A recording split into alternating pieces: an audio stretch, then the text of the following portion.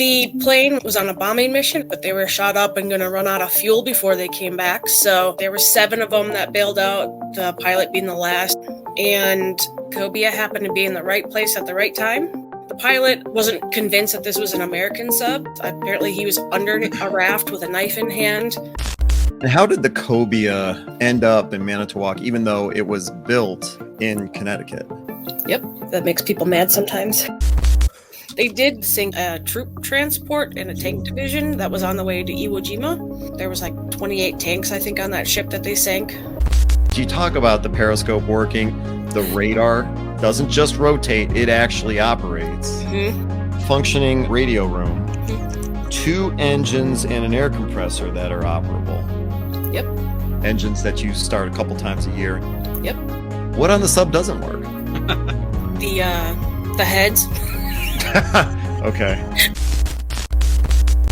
History X membership has its privileges. To access unedited versions of this and many other History X videos, consider becoming a History X member. Thanks for checking out Museum Ship Mafia. My name is Ken Stano with the YouTube channel History X. Tonight, we are going to be talking about the USS Cobia, which is a Gato-class submarine operated in the Pacific, now on display at the western shore of Lake Michigan at the Wisconsin Maritime Museum. People helping me tonight from the Buffalo Naval Park, we've got Shane Stevenson, and from the USS Slater in Albany, John Epp, curator over there, and the Transportation Museum of Thunder Bay, which has the Alexander Henry on display, Connor Kilgore. All 3 of these guys helping me tonight. Like I said, the Cobia. We've got Karen Duvall. She's the curator over at the Wisconsin Maritime Museum. She was nice enough to join us this evening. I don't know a lot about the Cobia other than what you can find on Wikipedia. What is one of the things that people like me don't know about the Cobia that you wish you would like them to know? One thing that we think is really cool and don't really advertise a whole lot is that our radar works. And to our knowledge, it's the oldest working radar. So unless someone has something that's older, but one of our amazing supporters restored it and holds the license to run it. So sometimes we'll track the car ferry that goes across Lake Michigan. What? That's always fun. So it doesn't just spin. Like you actually have the radar working with the equipment and receivers and everything. Oh, wow. That's awesome. Yep. That's really Yeah, and there was something else on the website about your radio equipment works as well. Yeah, we have 2 great electronics guys, and Tom has gotten pretty much the whole Radio Shack up and running. He's got that working. He tinkers with it, and we have 2 working engines and a high pressure air compressor. So those are kind of our biggest things. Plus, and then the ship's whistle with the air compressor. How often do you run the engines? Maybe 4 or 5 times a year, usually in the summer. We always do it the first Saturday in May because we have a USS Legardo remembrance ceremony. So we usually fire up the engines for that. So Cobia launched Groton, Connecticut, not in Manitowoc, March 17th, 1943, launched in November. Commission, that's coming up at 80th anniversary on March 29th, 44. So that's coming up. She did 6 war patrols in the Pacific, sank a total of 13 ships and rescued 7 downed airmen and had 1 casualty. Charlton asks, was Cobia upgraded with Guppy? Nope. Actually, Cobia had very few alterations after the war. So she's pretty much got that original World War II look. And when we last dry docked in 96, they pulled off a lot of post-war items that were on deck at least. We shoot for about mid-45. She's looking pretty good, close to her 1945 look. Yeah, that's the officers. Officers, and then the flag that they're holding in the foreground is... That's the logo, the Cobia fish. If you look closely on the right-hand side, these 2 guys, everyone else is clean-shaven and everything, but what's the deal with these 2 guys on the right? I didn't know facial hair, even religious purposes during World War II was allowed. Am I wrong about that? Yeah, there's some other photos with guys with some crazy beards. The one where they're on the beach, there's a guy that's got a huge one. Actually, no, you're right. There are a couple of guys with beards. I think submariners were allowed to have beards. They were pretty casual. Yeah. They got away with a lot. Yeah. If any viewers tonight know the story behind that, if that's a lot, I mean, you look at this picture and Karen's right. I can count, 1, 2, 3, 4, 5, quite a few guys, beards. Mm-hmm. So if any viewers know what the regulations was on that, just throw a comment. My understanding is it was generally clean shaven, but going in for an inspection, he might then request, "Hey guys, clean it up." But while we're underway, I don't care what you do. I mean, they could pretty much get away with anything underway, and that would waste precious water. So save water for something more important than shaving.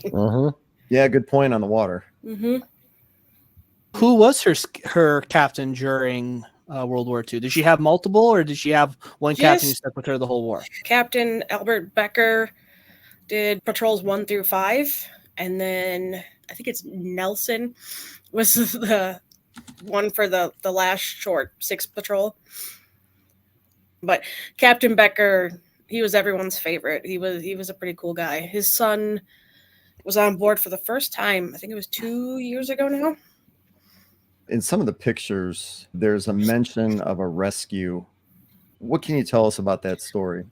The plane was on a bombing mission and they were on their way back, but they were shot up and going to run out of fuel before they came back. So they planned to bail out, and Cobia happened to be in the right place at the right time. There were 7 of them that bailed out, the pilot being the last. The guy with his leg over the railing, that's the pharmacist mate, Herbert Starmer. And the pilot, from the stories we've heard, wasn't convinced that this was an American sub, so he was playing it cautious. Apparently he was under a raft with a knife in hand, and they had to convince him with some sort of baseball stats, I think, that they used, that they were American and friendly, and it was okay. That reminds me of a couple of months ago. Each of us had to tell a story in 4 minutes and 59 seconds. And Connor, you told the story about the Oakville, and didn't they make the guys they fished out of the water mention how many swear words they knew? Yeah, the 2 Canadian sailors who ended up in the water with the Germans, when they got picked up by the American destroyer, it's often said that the Americans figured out who the Canadians were by how many swears the Canadians were yelling at them. And it's like, oh, no German can know that many English swears. They've got to be Canadians. Send them back. No, I'm sorry, Karen. Was Cobia awarded any citations? Yeah, it had 4 battle stars. It had 4 battle stars? Yeah. So like a naval unit citation, anything like that? Do you remember of? There was one of them, but I don't remember specifically which one. They did get credit with sinking a troop transport and a tank division that was on the way to Iwo Jima. There was like 28 tanks, I think, on that ship that they sank. Cobia is credited with 6 war patrols, 13 enemy ships. And if you think about that, a little over 2 ships per patrol. That's a pretty good average. Yes. It's all lies, Paul. I don't know what you're talking about. He claims we hit cod in 53. I think it was December 7th in 53, apparently. What's the story of that? Yeah, is that actually true? But yeah, apparently they were in our way. They were too slow. They didn't get out of the way. I think they were first slow when we hit them. We've had a reputation of bad driving. My favorite story, and there's no joke, Captain Becker, there was 2 incidences before they even got to the war that he crashed. The favorite one, though, is they went into the pier, and right there was an outhouse, and there was someone in the outhouse, and he ran out with his pants at half-staff. Like, that's just classic. It's pretty good.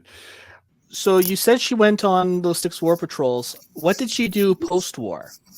And apparently Captain Becker was in charge of the mothball fleet when some people from Milwaukee went looking for a sub, and he said, "Here, I have a sub for you."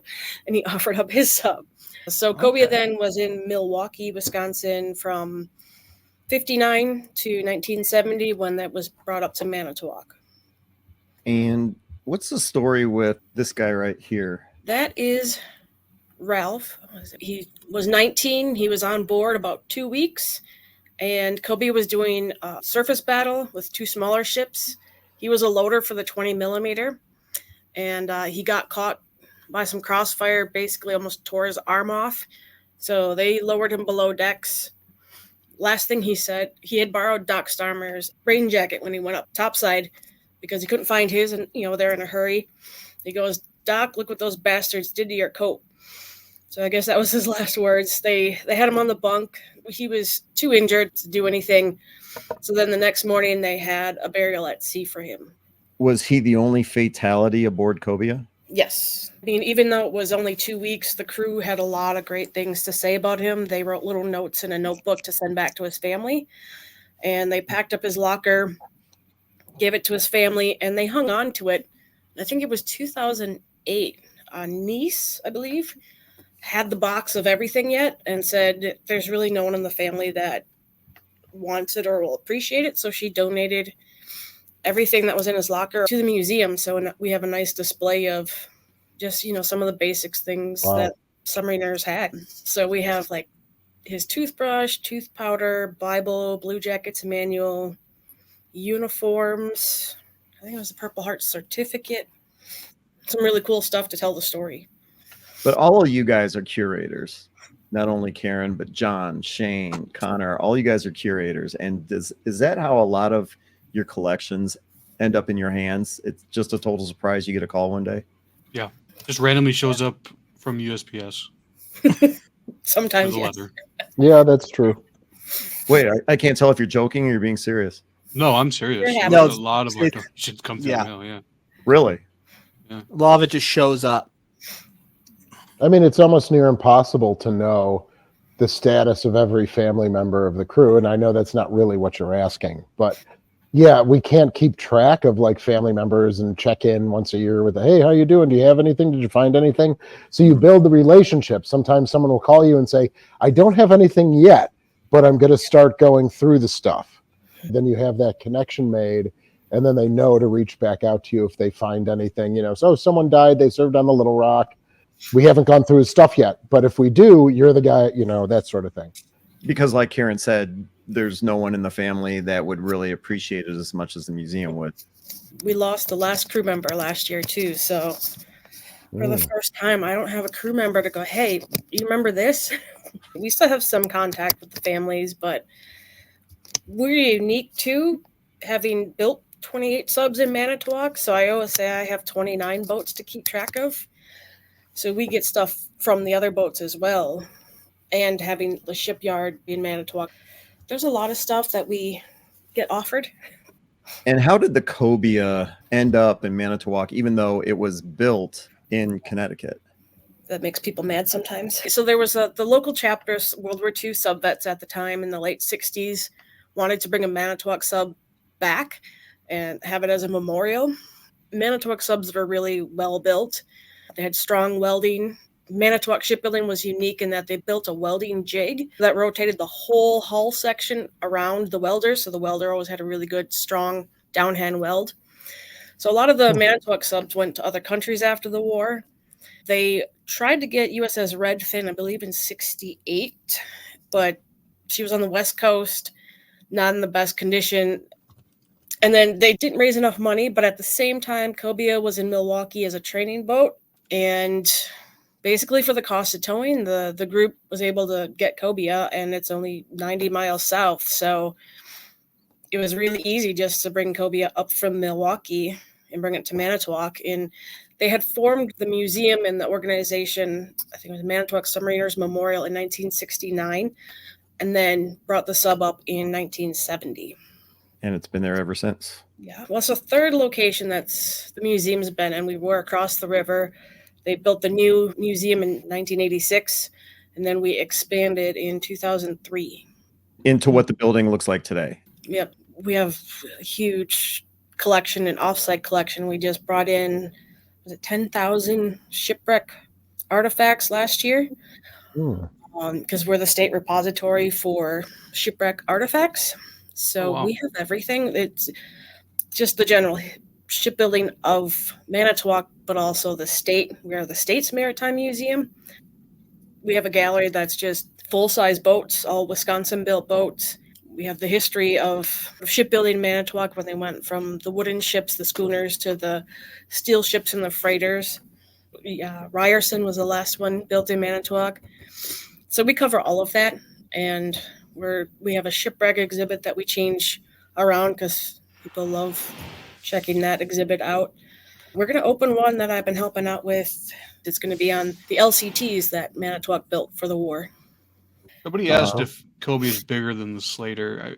Cobia lengthwise is just like 5 feet longer, not as 311. wide. Yeah, Slater's 306. Okay. Displacement, I think it's roughly the same. Mm-hmm. That But- surprises yeah, me. it's The very- Slater felt bigger than a submarine. It does. Anytime I look at World War II subs, I'm astonished by the size. Because Yeah. I always just felt they were so much smaller than they really are. But Well, you got to qualify that. I mean, when you think about American subs versus German subs, especially like the yeah, Type that's true. 7s, they were considerably smaller. U.S. boats had some serious size to them, which makes them pretty cool, I think. I mean, I was on the Cod a while ago. I've been on the Croaker, and you compare that experience to the U-505 in Chicago, considerably smaller. Yeah, Mhm. exactly. That's a good comment. Cobia is a king size compared to the U-505. Mm-hmm. So what's the deal with the restoration? We are scheduled to go into dry dock, which is in Sturgeon Bay, about an hour north of Manitowoc. Dry dock would be September, probably right after Labor Day, hopefully 4 to 6 weeks at the most. So we are doing pretty good on fundraising. We got the Save America's Treasures grant in 22, plus at the same time raising money for our offsite storage facilities. So we try to do 2 big projects at once. There's nothing critical, but we haven't dry docked since 96. Thankfully, we're in freshwater, so that's helped us a lot without having that salt water. The big thing with us and the other Great Lakes boats know that zebra mussels, quagga mussels, when we had a diver last year, there was 100% coverage. So we did an ultrasonic test on the hull in 2011, did a pressure wash, and at the thickest, they were about 3 feet thick. Oh, What? So that's one part I'm dreading is when they clean that off and all those mussels are sitting on the bottom of the dry dock. It's going to smell great. yeah. So really, we can't do a really good underwater inspection, even with divers, because they have to scrape all of that away just to see a small portion of the hull. For those people that aren't familiar with the Great Lakes, the zebra mussels, they're They're tiny. They're like yes, size they're of a little quarter. tiny clams. Little tiny clams or oyster looking things, little tiny shells, and they showed up in the Great Lakes in the mid to late 80s. Russia, right? The story that I heard was a Russian freighter dumped its silt Okay. water Mhm. in Lake Erie or something like that, and then they spread like wildfire. And at first, people thought they were great because they filter all this water. They filter about a liter of water an hour, but they cling to everything. Yep. So when Karen says they were 3 feet thick, I find that hard to believe, but at the same time, I believe it. Yeah, they stick to Could be a everything. Russian ship, yeah. And the worry is when you do take them off, it could potentially damage the hull a little bit, right? That's what we need to find out. There's theories that maybe that's actually kind of protecting the hull. How was cod? Do We won't know. they have any mussels? Yeah, that's a good question. I was gonna ask what Did lessons you learned from Cod's dry dock. I don't think they had a full coverage like we do. So they must be in a better area. We apparently are not. Well, Paul tells a story when they were draining the water out of the dry dock, the zebra mussels all started opening and closing their shells, and it looked like there's just one big wave going across the hull Oh, of this, God. undulating clams opening and closing. You know, if that's true, if I'm remembering that right from Paul and the cod, if you guys can get a video of that, I bet you that would be like, Fully coated too. yeah, that would be very interesting to watch that. I'll as the speak of water the goes devil. by. Oh, He's here. He's Hey, here. Paul. Hey, Paul. Hi, Paul. Paul's the best. Say his name 3 times, he appears. Right? Yeah, exactly. Yeah, exactly. So, So just confirm, Paul, if that story was true, that they were all like if you can do that. I want to say that's true, but it could be wrong. When the cod was in dry dock, I'm sure you guys sent somebody over to check it out to see what you could learn. You would think. What? When cod was in dry dock, everything was so busy at the museum. Sadly, I did not get a chance to go see cod. Did anybody? Bummer. No one from my museum went. No, huge missed opportunity. I mean, heck, Shane, even you went to pay a visit to the cod in dry dock, correct? Yes, even us. Yeah, even we did it, Karen. I mean, come on, we in Buffalo did it. Yeah. We went. We visited twice, I believe. No, forget it. We went twice to the dry dock, but once when Paul was there with the cod, and we were able to get permission to walk around and look at the various areas on the keel. Right? I know. Yeah, we're Shane, do you covered guys have in any mussels? Oh yeah, we're covered in them. Really? Yeah, Oh. yeah, they are. All I three saw them ships. when I was there. I like this comment here that Cod invited everyone to visit the dry dock. Silversides and Shane's crew showed up. Nobody else. Did anyone show up that you didn't want to be there? That's what I want to know. Being curator over there at the Wisconsin Maritime Museum, do you have anything in your collection? I love asking the guys this. Anything in your collection over there at all that you don't know what the hell it is, why it's there, how it came to be there, anything? Some kind of paint by numbers painting, and you don't know why. A better question: what's the coolest thing? No. I like my question I'll better. do both.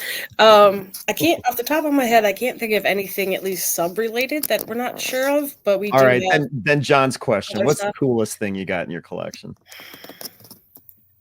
That's Besides Besides the submarine, yeah. actually one of my favorite artifacts, aside from anything submarine related, is a Bible from the Phoenix that burned. I think it's a Dutch Bible. It's just a really cool artifact, and it was saved, and it tells a very tragic story. I think I saw that on your website. Is that the one that has like a date from like late 1600s or something? 1847. I'm sorry. It's been on display in the shipwreck gallery for a couple of years now. It's really neat. Well, you could tell it was in the water. Holy cow! Yeah. Because the Cobia is going into dry dock, if somebody wanted to support that effort or just support the Cobia in general, what's the best way for them to do that? Go to our website. Otherwise, we have a really cool campaign going on right now. So even if you go to social media every day, there's going to be a link, because last year we started it. We have 28 Manitowoc built subs, 28 days in February. So we do the 28-day, 28-boat campaign. This year is +1 for Cobia. So we'll feature Cobia on the 29th. And we also sneak in the 2 subs that were canceled, which were also named, and they were Needlefish and Nurka. So we do that for fun trivia on the last day. If you donate $28, you get entry into a drawing to start the engines, probably in May when we do it for the first time. And if you give $80, then you get a piece of Cobia's deck. We're in the process of replacing the deck, and a Cobia coin. So the coin sits in the deck. We have a really awesome volunteer who does woodworking. So he's cut up a bunch of pieces for us from the old deck, and there's a nice coin stand. So if you donate $80, you get that. Do you guys have an idea how much you're thinking dry dock's going to cost? Ooh, good question, John. Very good We question. are hoping to raise a total of 1.5. Right now, with that $500,000 grant, we're about 800,000. So you're about halfway. Yeah. And we've done small campaigns. We haven't done huge, big push yet. So we're slowly working on it. But we also do have another large project that we're raising money for. So it's finding that balance in a small community. So the website, in order to support the Wisconsin Maritime Museum, www.wisconsinmaritime.org. And again, not only is the Cobia going into dry dock, but they have other projects as well. Check out their YouTube channel. Do a simple search for Wisconsin Maritime Museum. Don't worry, Tim. We'll have better drivers. How did Nesmith find out we were doing a broadcast tonight? Well, he's spying on us, probably. Yeah, well, okay, Mhm. and that reminds me, for those of you watching tonight, check out our broadcast next month, second Wednesday of the month. Tim will be joining us, where he will be telling us about how dedicated he is as, someone that works on the museum ship. And Oh, yes, right. yeah, so he's going to tell us about his incident firing the gun on the USS Kidd and how he made the ultimate sacrifice. That'll be second Wednesday. That's right. Of course he'd hear about it. He subscribes. All right, let's see. So that's going to be March 13th. So besides YouTube, you can also find the Wisconsin Maritime Museum on Facebook, and I'm assuming Instagram as well. Yep. Any last things you want us to learn about the Cobia? Like I said, I didn't really know much about it before you came on tonight, so I definitely appreciate the opportunity not only to check out these photos, but also to check out the information that you've got on the website, which is, again, www.wisconsinmaritime.org. Yeah, but we celebrate submarines, it's Cobia and the 28 Manitowoc subs every year. 4th of July, we have Sub Fest. Hulk Hogan says, does Cobia's periscope work? Yes. Yeah, I can attest to this. Yeah, we can raise and lower. I don't think the other one's not hooked up yet, but yeah, one of them does work. Yeah. Well, I'm pretty impressed because you talk about the periscope working. At the start of our broadcast, you also mentioned the fact that the radar doesn't just rotate, it actually operates. It's functioning. Functioning radio room, 2 engines and an air compressor that are operable. Yep. Engines that you start a couple times a year, and you actually use as a fundraising effort, allowing people to start the engines. What on the sub doesn't work? The heads. Okay. I don't want to deal with that. We have a sub B&B too. You can rent it like an Airbnb. What? Y'all have to go up to the museum, even if it's 5 degrees and snowing. Okay. So if they're staying on board, Yep. using the restroom, using the bathrooms, they've got to go up to the museum. Gotcha. Yeah, that makes sense. So they aren't locked in the museum during the night? No, the gangway's connected to the museum now. We're getting back to normal numbers, about 3,000 or so overnight participants a year, usually the youth overnight programs, Boy Scouts and all that. Then with COVID, we added sub B&B. We run it Sunday through Thursday, and Friday, Saturday. This time of year, every Friday and Saturday's got a whole bunch of kids on there. So we can sleep up to 65, but you can also rent the boat for the base price, I think, is $500. Here's another question that I've always been curious. Did subs submerge in the lakes during training? I know that wouldn't have been able to happen on Lake Erie, but does anyone know if any of the subs? Oh, yeah, they all did. The trick was, though, if you're in one of the oceans and there's water, you can taste it and see if there's a leak or not. You can't really do that in Lake Michigan. It's going to taste the same. They actually, some fun stories, they navigated using the neon signs from bar taverns. That's how they navigated on the lake. They often tracked the car freight at that time was going twice. And if you look at, I think it's on our page as well, there's a page for each of the Manitowoc subs. Some of them are just covered in ice when they come back in.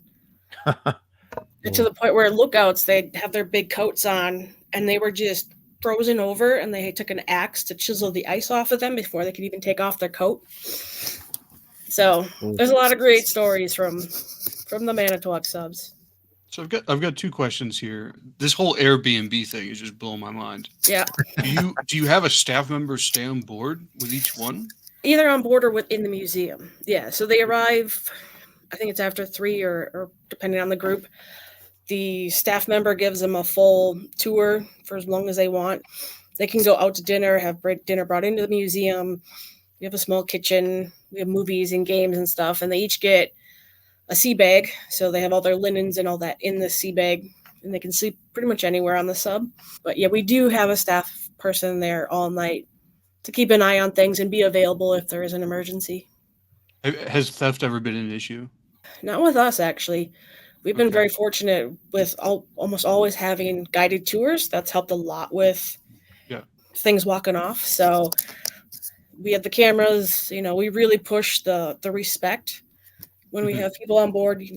This is a historic vessel and it tells a story. behave. So So Karen, where does the staff person stay at a ship B&B? Do they stay on board the boat, or do they stay like on a cot in the museum? Or depends on the who's working it. Sometimes they'll stay on board. Otherwise, if they want to give the group more privacy, if we think we can trust them, then they'll stay up in the museum. But they're always available. They have radios that they use. Mhm. But for the youth overnights, they do stay on board, usually in the officers' area.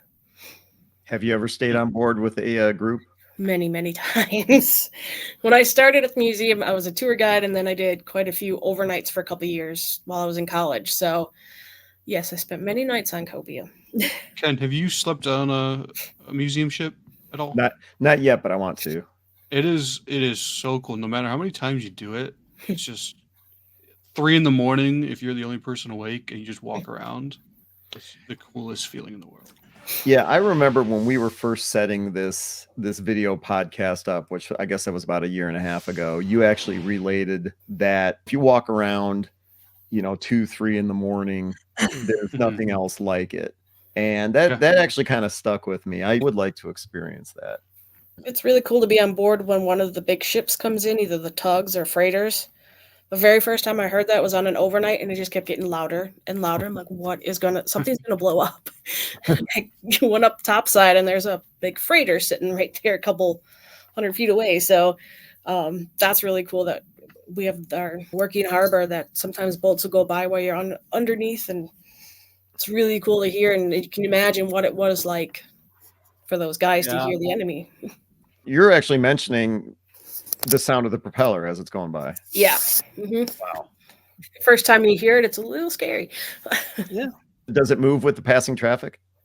With passing traffic, no. But if we get the right wind direction and the right waves, that boat will bob backward, forward, left, right, up and down. Okay. It's fun then. So it'll move. It'll move. Yep. Do you guys still fire blanks out of the guns? No, they're all Guns? cemented. Okay. Oh, really? Okay. Yeah. Can you rotate them? And Yeah. Okay. Actually, 2010, I think we pulled the 40 off because we added torpedoes, and since we had the crane alongside, pulled the 40 off to blast it and repaint it, put that back on. So yeah, that's a popular thing when the weather's nice for the overnight kids to do target practice with the 40. oh, water levels there. Go ahead. Any issues with that? No, I have a feeling that it's going to get close again to the bottom because the lake was so high the last several years. Mhm. The gangway always went down onto the sub, and for like 2 years it was going up onto the sub. But now that that's going down, I have a feeling that a lot of sediment has gotten underneath there, probably getting close to the bottom again. But we are hoping to maybe piggyback on a dredging of the rest of the river. And then Did she touch the bed there? Yeah. We last dredged in 2001. The city got 3 large harbor assistant program grants. One of them is for dredging, and we're hoping they can just do that little bit under the boat too. Maybe they'll find my cell phone from a few years ago. Oh, that's like one of my worst fears. What, you lost it? Yeah. I've never lost anything over the side. There's keys in there. There's radios. There's a paint roller by accident. Well, Karen, I definitely appreciate you giving us your time tonight. Thanks for having me on here. Karen Duvall, curator at the Wisconsin Maritime Museum in Manitowoc, Wisconsin, highlighting the USS Cobia. Check out their website, www.wisconsinmaritime.org. Throw your support behind their efforts to keep the USS Cobia on display. Yep. And donate to their dry dock fund. What's that? Yes, donate to their dry dock fund. Yes. Yes. And the Right. Sullivan's dry dock fund. Everybody's dry dock And the fund, kid.